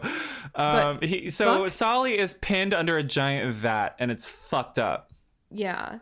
And Buck has a great Fire Marshal Buck reference, where he's like, I know that I was a fire marshal once, and in these types of places, they're required to have a fire extinguisher. And so maybe that happens later. Am I fucked up? Yeah, you are fucked up, actually. Basically, it's just him waking up and fire is catching. The 118's outside and they're like, where's Buck? We're syncing up. Where the fuck is Buck? And we're like, oh, he's gonna die. Now, the sprinklers are offline. So here's what they have to do. They have to get in there Okay, they have to get Yeah, the not sprinklers online. And only they have to get in there. Not only is this like a flammable materials factory, but apparently also their sprinklers don't work. Which probably, you know, if they were working, would have saved them a lot of hassle and a lot of Yeah. insurance money. But then complicating matters is an explosion that throws us all the way back into 2017. Ooh. The Jeep, Maddie's Jeep, piloted by the one and only Buck Buckley, rolls up to a California wambulance, and oh, he's a probie. He's a probie. He's just a little probie, and you can tell because he's wearing a baseball cap. He got the name Buck because there were 3 other Evans in his graduating class, and so people just went, "Hey, Buck," because the last name's Buckley, obviously. I wonder what the other Evans got as their nicknames. Probably something stupid like Huey. But then we get a Bobby Begins Again throwback. We just see the scene. They just play the scene from the end of Bobby Begins Again where Buck rolls up looking like a lost dog, and he's like, they told me to report to Bobby Nash, and they all sort of rib him, but then they welcome him to the table, and he's like, this is great, is this how it always is? And they're like, yeah, when Bobby's captain. And it's like, bestie, I'm afraid to tell you this. Enjoy it while it lasts. We haven't really seen a 118 family dinner scene since Bobby's death, have we? Well, there's a reason for that, right? Yeah, it's just that's a peculiar absence. I'm like, wow, that is something they lost, huh? Something materially lost, along with Bobby Nash. Back in the present, we just had to get a Bobby Begins Again throwback, because why not? It's cute. It's sweet. Back in the present, shit's rough in there. Buck is not doing well because there was an explosion all over them. And this is a absolute horror show. It is fucked up. The guy's pinned. They're covered in ash. He's running out of oxygen. Buck gives him his oxygen mask while he goes to get the fire extinguisher and has to hold his breath as he jumps over flames and crawls through flames. He can't breathe, but he gets it. And the guy is fading. He goes, buddy gets it, okay? and of course, you know, Solly is over here like, guys, like, this is so embarrassing, but like, I'm fading. That just happened. It did just happen. He uses the extinguisher to extinguish some fire that's catching near his head. So the sprinklers come back online. The fire is put out, and you see Oliver Stark looking so handsome with ash and soot all over his face, you know, getting doused in water. It's actually very well done because he just looks so defeated. He looks like tired. It's like, it's rough. And he gets this scheme to like tie like a rope to an axe, like the end of an axe, and then use that to try and pull the, 2-ton vat off of our guy Solly over here. And it's, he's trying his best. He tries his best. And you're really in the moment with him. You know, your heart kind of beats at the same rate that his does. You're like really invested in like, sort of feeling everything he's feeling, the determination, but also the defeat and the exhaustion, and he's being beaten down, but he's still rising because he's a hero. And then who should swoop in but the entire 118 to help him pull it off? I cried. I did cry. So I hate to be this person. It's not a cringe alert. It's not a cringe alert. And I find this like mildly effective, but I'm going to be honest, this scene like doesn't quite do what I think it does for most people for me. And I kind of blame the music. I found the music corny, but I don't know. Maybe it's because we see the 118 so little throughout this episode, but like, I got what they were going for, right? That it's like, oh, that's your real family, Buck. Like, that's your found family. That's the family that matters. And I guess we had just seen the, like, Buck arriving and meeting them for the first time. But I feel like I was kind of missing that through line throughout the episode of, like, watching them support him throughout for this to really feel like an earned moment just within this isolated episode to me.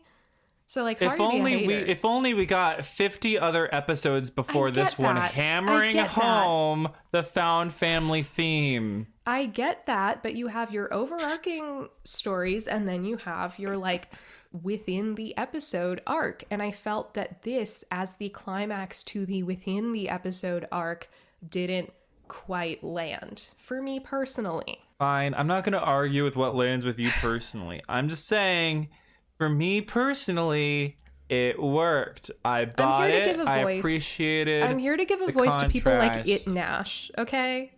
This episode's for them, on my part. Well, you know what? Fuck It Nash. Yeah, I said it. Don't say that about my friend It Nash. It Nash. Fuck you. No. Basically, they get the guy out because of their combined efforts to pull it off.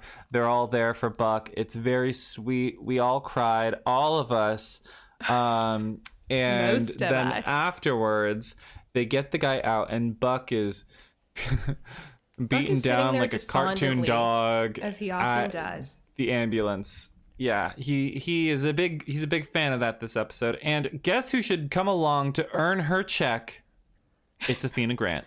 It's Athena Grant, and she's like, you know what? You were Buck, or whatever. And Buck has, in my opinion, a really funny line where he says, I don't even know what that means. Which is clearly, like, supposed to be a poignant line, and it is. But I was just kind of like, I don't know, having like an out of episode experience, like taking that line in isolation. Like, if you just interpret it as a typical, like, Buck doesn't ever know what's going on line, like him just literally saying, like, I don't know what that means. I thought it was funny. I'm so confused. Can you start over? Yeah. So I was kind of laughing at that line. But anyway, Athena gives a very nice line where she's like, to me, being Buck means like, wait, what does she say? She says, being Buck means you never give up, or whatever. And, you know. It's roughly that. It's more graceful in the episode than Jane's cynical retelling here. I promise you. Like, scrubbing through the episode right now, and she says, you don't give up. That's what being Buck means to me. Yeah, that's more graceful than what you said. I said it means never give... I am being attacked. Just for my beliefs. And I'm attacking you. Wow, cancel culture again. The liberal media at it again. The pro Buck Begins mob is after me just for expressing dissident opinions. Anyway. So Buck, you know, basically he gets this message Bobby that's like roll up to the station. And who has been literally waiting? I just want to say, fine, ma'am, I just want to say that Hen says something very poignant and nice, which is that Buck is enough. And that's true. Yeah, whatever. So the next scene is Bobby and Buck driving up to the 118 station. And you guys, Eddie Diaz is just standing there, waiting in the doorway. Like, he's been waiting there all day for his husband to get home. And like the dog waiting for its owner to get back. Literally. And Bobby, like, says that Buck has a clean bill of health. And Eddie's like, glad to hear it. Show off. It's, like, so flirty. And this season is so crazy for Buddy Cannon. I'm sorry. This season is so crazy for Buddy Cannon. But it doesn't last. The moment doesn't last because, ew, the Buckleys are here. Gross. He walks upstairs and his... So I've said a lot about Dee Wallace in this episode. And I just wanted to say that, like, this scene is perhaps her craziest. It's not her fault that it's crazy. She didn't write the show. Okay, but she was in it, and she did all this. Yeah, I guess. She does have a pretty crazy delivery here, where she's like, she has a shit-eating grin. You a great deal. It's like, okay, girl. It's like she's a, you know, one of those, like, you know, supplanter characters in a horror movie about, like, people being replaced. It's so weird. We do know that she's, like, off in her own world, living her own narrative during this time. So I do feel like it kind of makes sense that she's, like, so out of step with everyone else. But Jane, we don't want to do the show's homework for it. Okay. But you know, the parents are like, we're not sure where to even start. Right? And Buck decides to extend an olive branch to them by saying, I'm sorry about Daniel. You know, that must have been really hard. And I was like, bitch, why are you apologizing? Because he's a good person. Because he's the sweetest boy. That's why. Yeah, but to be clear, like, it wouldn't make him a bad person to not apologize. And I always feel like you watched this episode, like, yelling at the screen, like, stop apologizing. Like, I do get that, like, sometimes in situations with emotionally immature parents, you just, like, say things to please them, to make peace or whatever. But it's, like, I think it's frustrating as a viewer. Buck's parents also say during this conversation, they're like, you have to know, we never blamed you. It wasn't your fault. And it's like, you clearly did blame him. Doubt.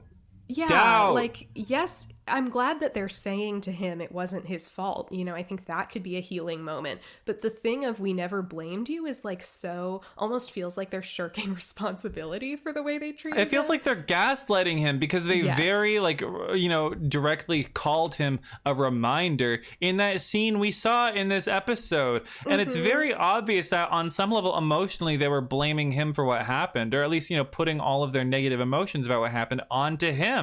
You know, that's exactly what happened. And now they're like gaslighting Buck into thinking that it was never about him. They were just grieving. And it's like, it was very clearly about him because he was the one that lived. Yeah. So that bothered me. That really bothered me. No. I actually appreciated Buck extending the olive branch to them at the top of this because for me, you know, that's just so in line with who he is as a person. True. You know, he is that guy that would do that and sort of take that extra step. And the show seems, you know, completely, you know, against the idea that the Buckley parents were in any way, you know, abusive to their child beyond, you know, what can be wrapped up in like 1 or 2 episodes, you know, which is strange because we've been doing so well at this so far. And like establishing so much. It really seems like they can't make up their minds about like how bad these parents were, to what extent they're to blame, to what extent this was abuse, and to what extent it was just like grieving parents. And that's frustrating to watch. And like you said, it might just be that they felt the need to wrap it up quickly. And in this ending of the episode, I was really feeling like, man, something this show doesn't always understand, especially with these parent relationship storylines, is like, you're allowed to leave it unresolved. And in fact, that's a smart thing often when you have a long-running show, because then you can keep getting drama out of it instead of grasping at straws in season 6 and making Buck get struck by lightning for drama. You know, if you look at a show like Grey's Anatomy, that show often, if not always, leaves its characters' relationships with their parents and family open-ended so that they can keep milking that shit for drama for the entire show. Spoilers, but Meredith's mom has been dead since like season 2, and that bitch is still causing Meredith problems in season 22. Yeah. So I just think it's ridiculous that they think they need to like tie everything in a neat little bow in 2 episodes. It's like you guys are actively shooting yourself in the foot. Yeah, it's unfortunate to me that we have this clean little wrap up with the parents. And I understand why they did this because they, you know, they explain later. I mean, like the scene wraps up and he basically just forgives them for a lifetime of emotional neglect and abandonment. Then, you know, Chim finds him downstairs and sort of like tries to talk him into like, you know, making things right with Maddie. And we find out that Buck in this moment is madder at Maddie than he is at his parents, which, you know, is realistic and sort of grounded in a certain sense. But like, and I get what he says here of like, it's easier to forgive people who I never expected there to be like to be there for me in the first place versus, you know, it's easier to hate someone who I know is always going to love me. And at the same time, once you mend the Maddie relationship, are you just expecting all to be happy and right in the Buckley household? Yeah. This is 3 decades of drama. Yeah. It's pretty ridiculous. We get this, in my opinion, also kind of clumsy thing where Buck kind of reveals to Chimney that like all of his resentment sort of stems from like Maddie just tossing him the Jeep keys and leaving him alone instead of going with him that one time. And Chimney's like, oh, that? I happen to know a side of that story that you don't. And then we see like from Maddie's perspective when she left Buck that note saying that she couldn't go with him, we then see that she had been, like, of course, badly beaten by Doug and is, like, being tended to by her coworker. And she's explaining, like, I can't, he made it pretty clear that, like, what would happen if I left. I can't go with Buck, whatever. Buck should never know what's going on. And I get this, and I also think this, like, dramatic reveal was almost a little tasteless in the way it was played as such a sort of, again, kind of soapy, like, instead of being this very complex thing, it's just like Chimney is like, oh, you didn't know this piece of the puzzle? Well, I'll reveal it to you, and you will abandon your ill feelings towards Matt. I don't know. It just felt especially because Buck was there. Buck was there, and he's seen the timeline of this relationship. He's seen the fallout firsthand, etc. He's been through all of this stuff with Maddie. I feel like knowing what he knows, he probably could have figured that, yeah, right? Could have inferred that about the situation. So it feels like kind of weird on that level, and also just, I guess, like, weird to reduce that sort of thing to, like, a plot miscommunication for Buck to be informed about. Because it is also, I mean, it's distressing to use, like, a woman's battered face as a reveal, right? Like, even in, like, a show, like, where it's, like, established in this universe and, like, we've seen, her go through worse on screen, it is still, like, kind of like a moment of, like, oh, Jesus Christ. Didn't want to see that today, you know what I mean? Again, I just found it kind of in poor taste. And I have another thing to reveal about the time I watched this episode with my mom, which is that after finishing it, she was, like, kind of disturbed by, she had not really seen any of the show at that point, and she was like, it seems weird that this episode was, like, all about the guy's pain, and then, like, in the background there was this crazy, like, domestic abuse storyline happening with this woman that didn't get explored at all. And I was like, well, Mom, like, they did a whole storyline about that in season 2, like, it's okay, we've seen her perspective. But I do think there's a kernel of truth in that this episode does kind of exploit Maddie's domestic abuse storyline for the sake of, like, Buck's pain. And I'm sure there's, like, a more well thought out critique of that I haven't really spent the time on, but I just want to mention that I think that's, like, a bit of a weird thing in this episode. Yeah, I definitely think there's an argument to be made there. I did appreciate that, like, Doug was not seen in this episode. Yeah. He was more of a looming presence in the background of this episode. However, by making Doug a looming presence in the background, you also kind of inherently make the abuse Maddie suffered at his hands also a looming presence in the background, and that on its own can feel exploitative and in poor taste when the episode's not really about Maddie, it's about Buck. It's Buck begins. But then again, I mean, Maddie's abuse was also something that Buck had feelings about. And it is, like, a part of the story. I'm not, like, mad at them for mentioning it or having it be there, but something about, like, especially just, like, that ending moment where it becomes this kind of ham-fisted reveal feels a little weird. Yeah. To be fair, we don't end on the reveal of Maddie's battered face. But, there's more after that. But I know what you mean. I know what you mean. Yeah, it just feels dense. Like that's what kills it. It just feels, like, dense in a way that the rest of the episodes prior to this one haven't really been, and so that's just strange. Then, like, Buck comes over to Maddie's apartment, and he is looking very cute in his little white shirt and his little baby blue jacket. He looks so buttoned up. And he's, like, says that whole thing about, like, I think it was easier to be mad at the person who I always expected to forgive me than my parents who were never there for me or whatever. He also mentions again, just, like, full stop, I forgave them, which is crazy. And kind of crazy that we, like, never really, like, it'd be one thing if he, like, thought that he had forgiven them, and then it turns out to be, still an open wound later, but I feel like that's kind of not the case. Like, things are still a little tense when they visit in season 6, but, like, it doesn't seem like the Daniel thing is still, like, an open wound. And then by the time season 7 rolls around, they're just, like, a part of the extended family. And it's like, no, we remember what you guys did. We remember what you did. The fact that they, like, opened such an insane storyline and then just kind of closed it immediately is just kind of ridiculous to me. But then Buck is like, would you tell me about Daniel? And I have a confession, which is I wrote in my notes at this point, who even cares about Daniel? I'm sorry. Ah, I was Jane. just like, I don't even know that guy.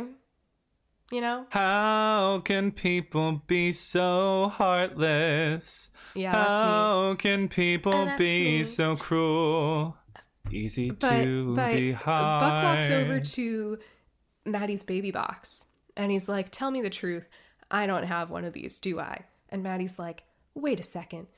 And she goes in the other room. She comes back with all of Buck's letters that she saved from his time doing She's the like, village I've people got thing. something almost as good. And it's kind of cute. Like, it's sort of in like an analogous way, because he was like baby Buck when he was going on his US and abroad adventures.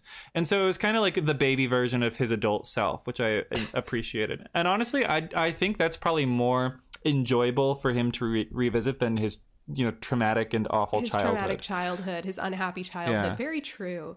But then, we end on this note of like, no matter what, like this is the relationship that matters. And I do appreciate that the episode ends with the message of like, the most important relationship in Buck's life is his relationship with his sister. I think that's sweet. I will say one more time, cringe alert.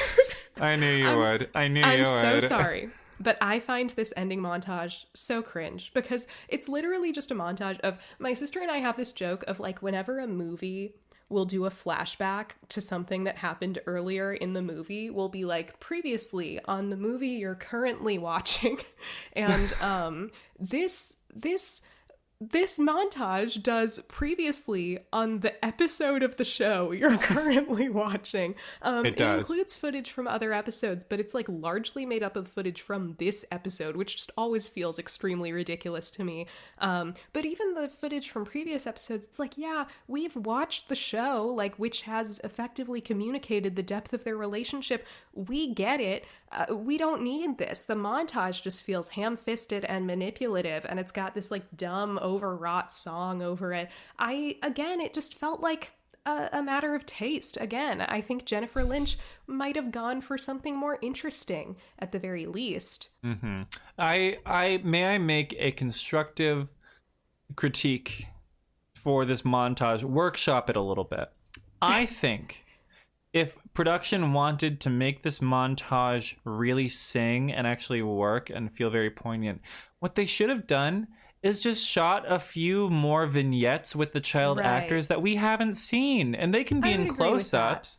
If they had just given us footage in this montage that we weren't privy to, and it was like, they're remembering other experiences of their childhoods together. And that would have been more meaningful. Like we see Buck's birthday party, or we see them getting Maddie's car or something like that. I don't know. I agree. Something 'cause I think to be, something part of what makes it like feel that. so cheap is that we're literally just seeing like reused shots from, again, like 40 minutes ago. And but I'm inclined to say, I agree there could have been a better version of this montage, but I think really less is more. And I think I would have been happier with just like ending on the scene ending instead of doing this little, ending montage, feeling the need to tack on. It almost feels like an insecurity on the part of the episode that the story itself and the scene itself is not enough. They've got to also just hit you on the head with this emotional montage, to remind you. You know what? We're overthinking it. You know what this montage actually needed to work? It was just Jukebox the Ghost. It was Jukebox the Ghost. Right. It should have been like you. And we all sorry, cried, Kyla. and everyone sorry, clapped. Kyla. And everybody clapped. But it does end on this very sweet note of them in Maddie's apartment, just like sort of reflecting on the fact that, throughout it all, they always had each other, and that's really sweet. And that's a very sweet note to end on. And I like that ending because it's about them and it's about their relationship. And that's why, in spite of everything, I enjoy this episode. Because it is a very strong exploration of their dynamic and their relationship. And honestly, I was jonesing for that. I wanted some of that. Yeah, no, it's like I've probably sounded over dramatic because, yeah, I am sick and I do want to go to bed. And so I think I've been like sounding extra harsh on it. But yeah, I don't think this is like a bad episode. I think it's also just in my feelings about it in contrast to kind of the very, very, what's the word? Earnest. No. Or... the overwhelming love that the fan base has for this episode makes me feel more like I have to clarify that I don't think it's like the greatest thing ever. Like the way people treat Buck Begins like this all-time great episode. I just disagree. I do love Buck. You feel kind of like an oppositional defiance to that like sort of Borg mentality on this one. Yeah, I see that. I see that. I appreciate Buck. I appreciate this storyline, but I don't think this is like the greatest episode of the show. I don't think it's the best Begins episode by a wide margin. And I wish Jennifer Lynch directed it. Okay. Well, leave a Begins episode to be the first kind of miss of the season. You know, we are... Until we get that Ravi Begins, we are through the Begins episodes, guys. This is the last one. I guess so. Yeah. But even then, I want to clarify, like, this level of miss for season 4 is still really not that bad. Like, it's not as bad as I think we've any had of the worse misses in season 3. I just kind of and we're gonna get way worse. I just kind of wanted to put it under a microscope and nitpick it a little because it tends to get such a crazy response from fans. And I feel like I needed to speak my truth. Well, I want to let you go to bed because I know you're sick and you're healing and you have a virus running through your system. But before we go, I do want to update our little Begins rankings because we've been doing this every Begins episode, and I'm just curious to see where this one lands for you. So what's our current ranking again? I would say Chimney top of the pack. Oh, I forgot Athena has one too. Oh, we didn't like that one. I think I would do Athena before Hen, even though I don't like the cop stuff. I think it's a more entertaining episode. I am gonna say Chimney. I don't really like the other ones. I'm gonna be honest, but I like okay. So it's Chimney and then a gap. Yeah. And then it's it's probably a toss up between Buck Begins and Athena Begins. I find Buck Begins to be the more agreeable piece of television, from an ethical perspective, but structurally and for entertainment purposes, Athena Begins washes it. So I'm just going to put them neck and neck. I agree. Yeah. That's the sad thing is like, if you just like kind of turn your brain off and watch the Athena Begins episode, it's a pretty good episode. And then I'm going to put Hen Begins below that. And then below that, I'm going to put Bobby Begins Again. Sure. And what does that leave us with? Oh, right. Boiler Room, Eddie Begins. Oh my God, I forgot he had one. And you forgot you hated it? You blocked it out from your memory? Listen, that's the biggest insult. It was so bad, I forgot it even existed. I forgot that it existed. Okay, so number 1, Chimney Begins. Let me update my ranking. I feel like I was just saying shit. Number 1, Chimney Begins. Number 2, I would probably put Bobby Begins Again, like in terms of episodes I would most soon rewatch. Then, I'm sorry, Hen Begins, but I feel like it's just kind of like a dull episode to me. So I would put Athena Begins after Bobby Begins Again, then Hen Begins Again, then Buck Begins, then Eddie Begins. It's just a race to the bottom with Buddy for you. Damn. Listen, the reason their Begins episodes aren't that good is because they both needed them to be gayer. That's not entirely the reason, but it's definitely true for Eddie. Definitely true for Eddie. It's interesting. The question is, when we get Ravi Begins, what are we going to do? Will we get Ravi Begins? People keep asking for it, and I would certainly accept it.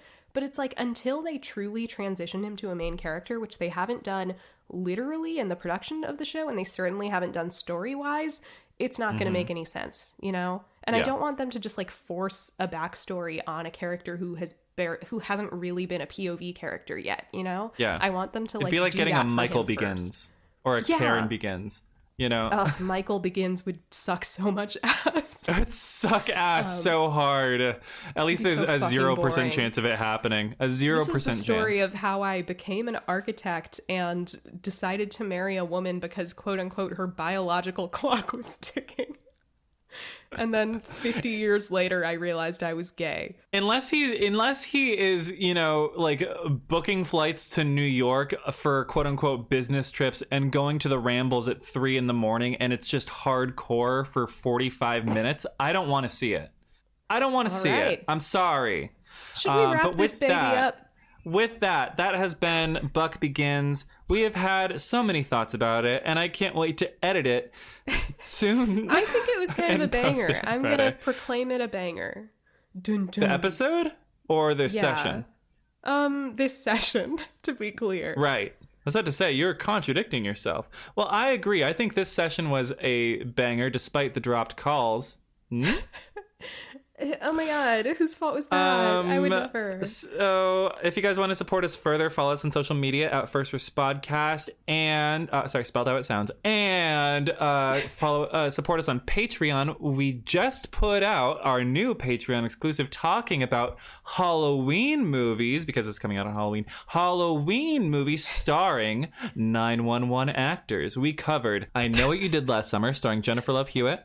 Okay. Vampire in Brooklyn, starring Angela Bassett, which we loved. And some other one. I don't even want to talk about it. Listen to the fucking episode. It wasn't very good. Speaking of which, happy Halloween. I said something on our Patreon episode that we should try and make our Buck Begins episode Halloween themed because it's going to come out on Halloween. And then I totally forgot to do that. Nothing in How this would we have Halloween even done themed. that? How would we have done that? Would we dress up as the characters for an audio-only podcast? No, it would have been every once in a while we would have just randomly put in a reference to and then a skeleton came out of nowhere and scared Buck. It would have been fun. The elevator opened up and it was David Pumpkins. Any questions? Okay. Happy Halloween. I hope you had a fun one. I hope I'm not sick anymore in 3 days when it's Friday. Isn't time Happy interesting? Halloween. Our voice is coming to you from Tuesday, but it's Friday. And that's beautiful. I hope the wrap up to the 911 season 9 premiere was as good as the first 3 episodes, because if it's not, it's about to get real spooky this holiday season. Guys, right. Is Eddie Good night, gay everyone. Yet? Text me if Guys, is gay. Eddie gay yet? Is Eddie gay yet? If you're listening to the future, why didn't you make Eddie gay? Think about that. Two come on the pod and let us interrogate you about why Eddie isn't gay yet. Boo!